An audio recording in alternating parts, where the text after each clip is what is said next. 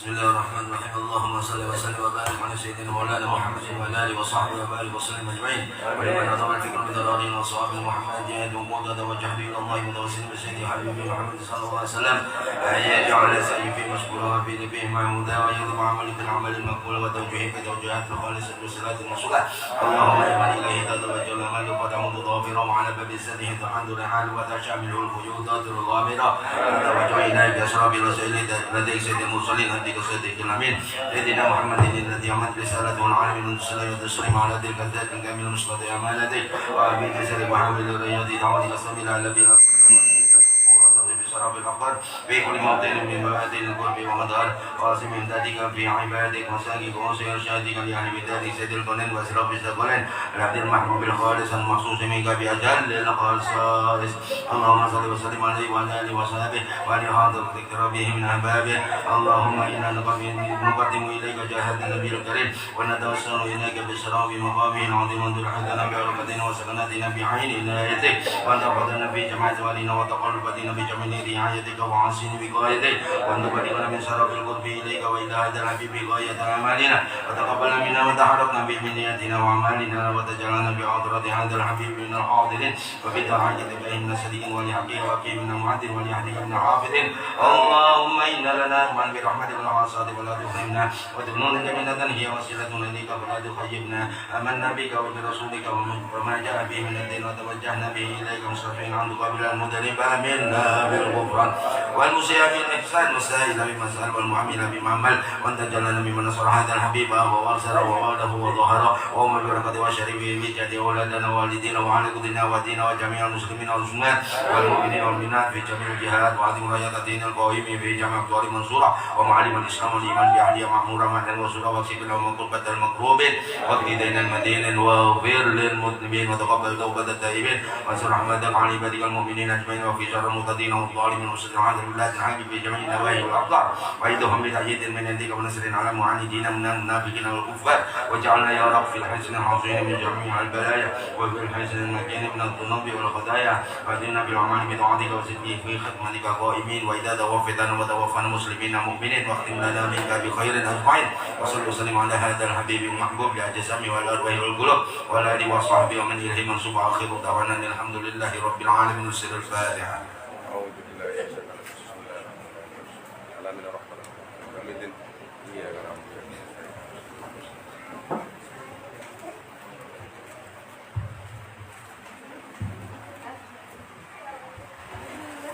بسم الله الرحمن الرحيم. الحمد لله رب العالمين. الحمد لله على نعمه المتواترة وآياته المتكاثرة ومنانه الغامرة والصلاة والسلام على سيد أهل الدنيا والآخرة حبيبنا وشفيعنا محمد صلى الله عليه وسلم وعلى آله وأصحابه أنجم الزاهرة. سبحانك لا علم لنا إلا ما علمتنا إنك أنت العليم الحكيم وتب علينا إنك أنت التواب الرحيم. رب اشرح لي صدري ويسر لي أمري واحلل عقدة من لساني يفقه قولي وسدد لساني واهد قلبي بحق سيدنا محمد صلى الله عليه وسلم. اللهم أخرجنا من ظلمات الوهم وأكرمنا بنور الفهم وافتح علينا بمعرفة العلم وسهل أخلاقنا بالحلم. قال شيخ المصنف رحمه الله تعالى ونفعنا الله بعلومه وعلومكم وعلوم سائر الصالحين في الدارين آمين. الفاتحة. بسم الله الرحمن الرحيم. الحمد لله رب العالمين. إياك نعبد وإياك نستعين اهدنا الصراط المستقيم صراط الذين أنعمت عليهم غير المغضوب عليهم ولا الضالين آمين. Alhamdulillah pada malam hari ini kembali kita ditakdirkan oleh Allah Subhanahu wa taala bisa berkumpul bersama kembali dan mudah-mudahan perkumpulan kita pada malam hari ini diberkahi dan diberikan manfaat oleh Allah Subhanahu wa taala. Alhamdulillah kita sambung kembali pembahasan kita masalah tentang hadas besar. Yakni kemarin hadas besar itu ada 3. Yang pertama adalah orang yang bersetubuh. Yang kedua orang yang keluar mani. dan yang ketiga perempuan yang dalam keadaan haid atau nifas. Maka 3 orang ini disebutkan bahwasanya mereka adalah sedang berhadas besar. Adapun cara menghilangkan atau mensucikan daripada hadas besar yakni dengan mandi wajib. Adapun mandi wajib nanti ada babnya tersendiri. Jadi nanti ada pembahasannya mandi wajib dan mandi sunnah. Mandi sunnah nanti seperti mandi pada saat lebaran Idul Fitri dan Idul Adha dan pada saat sebelum kita melaksanakan sholat Jumat, dan ada babnya tersendiri. Atau dengan cara bertayamum bagi orang yang tidak mampu melakukan mandi wajib. Dan insya Allah bertayamum juga ada bab khusus tersendiri. Kita lanjutkan apa saja yang diharamkan atau yang tidak diperbolehkan bagi orang yang berhadas besar. Pertama, diharamkan bagi orang yang berhadas besar melakukan sholat. Yang kedua, diharamkan juga orang yang sedang berhadas besar tawaf. Yang ketiga, menyentuh Al-Quran. Yang keempat, membawa atau mengangkat Al-Quran. Yang keempat ini sudah kita bahas pada pertemuan-pertemuan yang lalu. Adapun selanjutnya yang diharamkan atau yang tidak diperbolehkan bagi orang yang berhadas besar atau bagi orang yang junub sama. Jadi maknanya junub atau berhadas besar sama saja maksudnya. Yang kelima adalah membaca Al-Quran dengan tujuan atau dengan niat dia membaca Al-Quran, maka hukumnya haram. Misalkan bagi laki-laki dalam keadaan junub, belum mandi wajib, lalu dia pengen membaca Al-Quran, boleh atau tidak? Tidak boleh. Atau bagi perempuan dalam keadaan haid atau dalam keadaan nifas. Ya, jadi nanti masalah haid dan nifas nanti ada juga babnya tersendiri. Ya, nanti banyak pertanyaan, misalkan darah yang keluar setelah keguguran apakah dihukumi itu nifas? Misalkan lagi orang yang melahirkan secara operasi sesar lalu keluar darah di kemaluannya, apakah dihukumi darah nifas, apakah dihukumi dia darah haid, ataukah dihukumi darah biasa? Nanti ada bab khusus tentang masalah haid dan nifas. Jadi yang diharamkan kelima bagi orang yang berhadas besar membaca Al-Quran, tapi niatnya adalah niat membaca Al-Quran, maka haram hukumnya. Kalau seandainya dia membaca Al-Quran tapi niatnya bukan niat membaca Al-Quran, contoh begini, ada orang meninggal, ada pengumuman orang meninggal, lalu sunnah bagi kita apa? Istirja, inna lillahi wa inna ilaihi raji'un. Sedangkan inna lillahi wa inna ilaihi raji'un ini Quran atau bukan? Quran. Misalkan kita dalam keadaan junub atau perempuan dalam keadaan haid atau nifas, dengar pengumuman orang meninggal, boleh tidak dia membaca inna lillahi wa inna ilaihi raji'un? Boleh atau tidak? Sedangkan ini Al-Quran. Tadi kan tidak boleh kalau orang haid atau orang junub membaca Al-Quran. Lalu ada orang meninggal, dia membaca inna lillahi wa inna ilaihi raji'un. Boleh atau tidak? Tinggal dilihat tujuannya atau niat orang yang membaca. Kalau niatnya itu membaca Al-Quran, maka hukumnya adalah haram. Tapi kalau niatnya cuma berpikir atau misalkan yang seperti tadi, begitu ada orang meninggal lalu dia membaca, ini kenapa? Karena ini sunnah Nabi, maka diperbolehkan. Contoh lagi, misalkan seseorang dalam keadaan junub atau perempuan dalam keadaan haid dan nifas mau tidur, kan sebelum tidur itu disunnahkan, diperintahkan oleh Nabi kita baca apa? Surah Al-Ikhlas, surah Al-Falaq dan surah An-Nas, supaya apa? Terhindar daripada gangguan jin. Nah ini, lalu dia sebelum tidur membaca itu, padahal dia dalam keadaan junub atau perempuan dalam keadaan haid atau nifas, boleh atau tidak? Boleh. Kenapa? Karena tujuannya adalah at-tahassun, yakni membaca wirid, berpelihara daripada sesuatu yang tidak baik. Contoh lagi, misalkan perempuan dalam keadaan haid dan nifas, tapi amalannya selalu setiap habis maghrib baca Rotibul Haddad, baca wirid Rotibul Haddad. Lalu apa, begitu habis maghrib dia baca rotib, boleh atau tidak? Dalam Rotibul Haddad kan ada Fatihah, ada ayat kursi, ada amanah Rasul. Boleh atau tidak? Boleh. Yang penting tujuannya bukan membaca Al-Quran.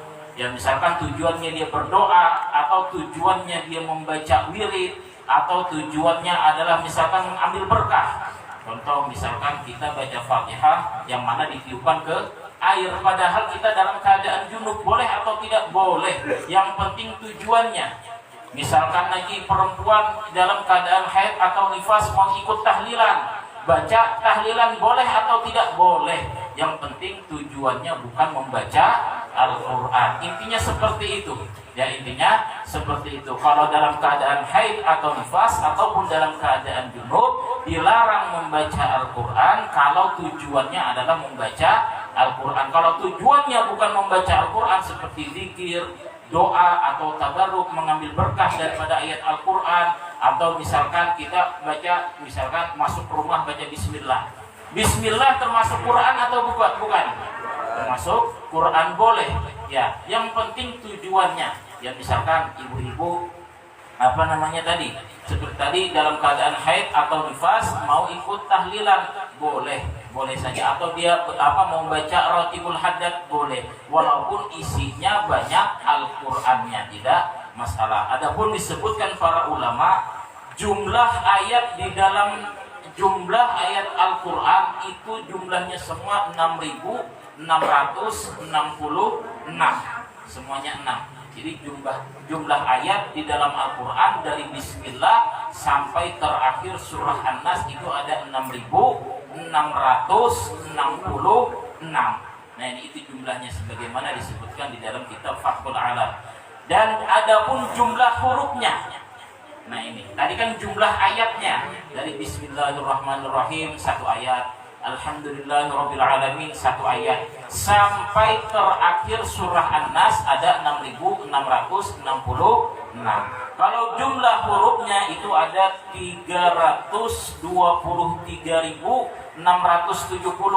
Ya, 323.670 itu jumlah hurufnya. Kayak Bismillah, Ba 1, Sin 1, Mim 1. Nah dari Bismillah sampai terakhir huruf An-Nas itu disebutkan ada 323.670. Nah ini. Jadi adapun yang diharamkan bagi orang yang berhadas besar yang terakhir adalah berdiam di masjid. Insya Allah yang ke-6 ini kita bahas pada pertemuan yang akan datang. Misalkan ibu-ibu dalam keadaan haid atau nifas boleh tidak duduk di masjid, atau boleh tidak duduk di musola. Beda tidak musola sama masjid, nanti dibahas. Atau misalkan ibu-ibu dalam keadaan haid atau nifas boleh tidak duduk di terasnya masjid. Teras ini halaman luar, boleh tidak? Apakah sama hukum teras sama hukum di dalam masjid? Nah ini insya Allah kita bahas pada pertemuan yang akan datang. Mungkin sebelum kita tutup doa, mungkin ada yang mau ditanyakan? Iya silakan. Silakan. Apabila seseorang berhadas besar, bolehkah masuk ke pemakaman? Oh iya. Nah ini pembahasannya minggu akan datang. Ya. Ya. Ya. Pembahasannya minggu akan datang supaya beliau turun lagi. Oh iya kan. Tidak apa-apa melayat, asal jangan dilayat aja ya. Ya mungkin yang lain silahkan. Oh lagi dapat KRT-nya. Ya mungkin yang lain. Ibu-ibu mungkin ada yang mau ditanyakan. Ibu nanya nih. Wakilin aja Pak. Apa? Wakilin. Oh diwakilin. Mama. Jadi inti pembahasan kita malam hari ini yang kelima adalah tidak diperbolehkan atau diharamkan. Arti diharamkan ini apa? Artinya dia berdosa dan tidak mendapatkan pahala. Ini gunanya beribadah dengan ilmu. Ya misalkan, ya memang betul baca Al-Quran ibadah, tapi harus ada ilmunya. Kalau seandainya seseorang dalam keadaan junub ataupun haid dan nifas dilarang membaca Al-Quran, ini perlunya kita beribadah dengan ilmu. Intinya apabila membaca Al-Quran dengan tujuannya, niatnya membaca Al-Quran tidak boleh. Kalau niatnya selain daripada membaca Al-Quran, kayak kita tahlilan, niat kita tahlilan, kayak kita baca Ratibul Haddad, niat kita baca wirid, tidak apa-apa. Misalkan ada yang sakit minta sembuhkan, kita ini dalam keadaan junub lagi, belum mandi wajib, ya minta sembuhkan, minta bacakan Fatihah, katanya ya sudah, bacakan Fatihah. Tujuannya apa? Mengambil berkah daripada surah Al-Fatihah, tidak masalah. Nah ini intinya seperti itu ya. Al-Fatihah.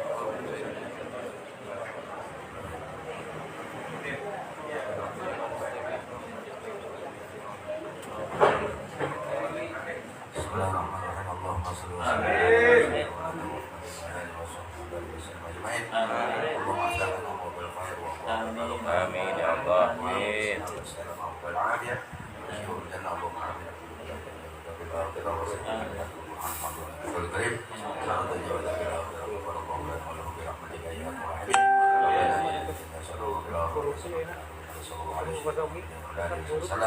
Alhamdulillahirrabbilalamin.